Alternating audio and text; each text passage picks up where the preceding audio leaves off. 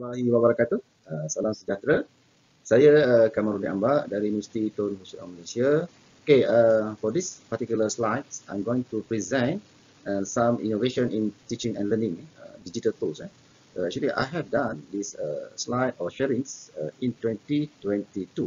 So this is my original slide that I have shared before in 2022. But now in 2024, it become bigger. So this is what to get in this particular 2024. So we have a broad of applications to be used.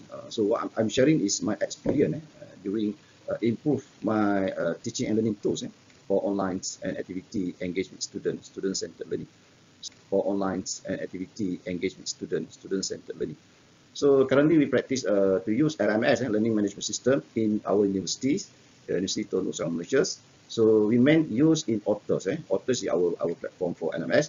On top of that, we have Teams, MS Team Classroom or Microsoft Team Classroom, and we can also use our Google Classroom because we subscribe the space.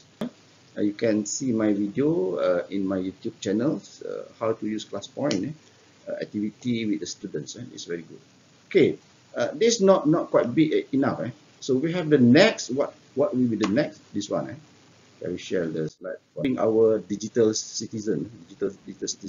So everything going to must fast forward and going so fast. So these are the 21st century skills that we have to acquire about critical thinking, problem solving, communication, collaboration, digital literacy, universal creativity, creativity in innovation, global culture, adaptability. So many things. We have the learning activity nowadays is quite interesting and go beyond.